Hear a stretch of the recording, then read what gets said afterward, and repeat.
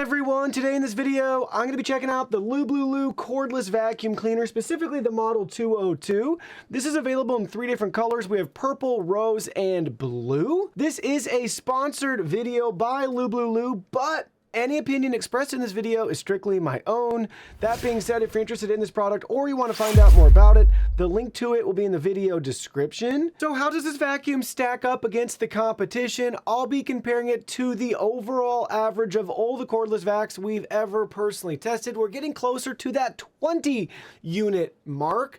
The cost of this unit is about a third of your typical average cordless vac. That's going to lay the foundation and framework for how we can view and interpret all the data we're about to look at. So first up, let's talk about battery life. This is measured in minutes. When we tested this out, again, this is going to be at the lowest suction or power setting. We got 47 minutes until the unit ceased working. The battery died right at the 47-minute mark. But compared to the average cordless vacuum cleaner, we're neck and neck, right? 47 to 52, that's not that big of a swing, especially for a third of the price. Next, bin capacity. This is measured in liters. This has a 0.6 liter bin capacity. That's 0.1 liters above the average, so well within range. Next, we'll talk about rated power measured in watts. Typically, the higher the better, the more powerful your vacuum is going to be. So in this case, you'll see we got a score of 235 watts compared to the average of about 351 watts. So we are below that average.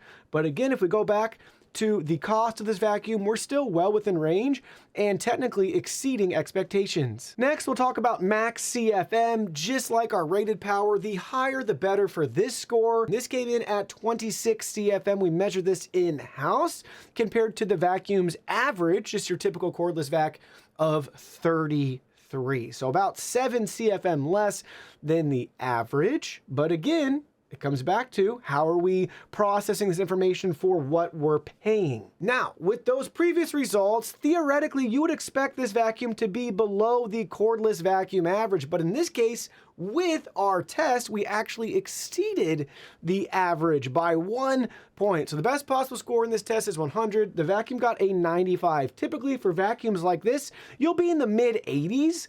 So we really overachieved on this test. It has to do with the brush roller and that design and how it's able to pick up stuff off of carpet. Because for our test, we embed coffee grounds into carpet, and clearly that is going to be what made a difference. So not only are we at the average cleaning spec, we're actually technically above it, and you're putting a lot of extra money back in your pocket. Moving right along, how loud is this vacuum? Well, we measure the max decibels with our max suction mode enabled vacuuming carpet.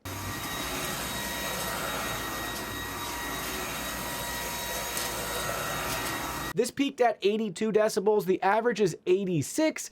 I think you would expect something like that because, again, this vacuum is not as powerful as your typical average cordless vacuum cleaner, which should mean it's not going to be as loud when you're maxing everything out. For this vacuum's weight, it's measured in pounds. This vacuum is 4.6 pounds, so very lightweight, about a half a pound less than the average. So that just helps you if you're used to maybe fatiguing with your vacuum. Having a lighter weight vacuum will be easier for you to maneuver around, carry around your house, maybe take it up or down the stairs, things like that.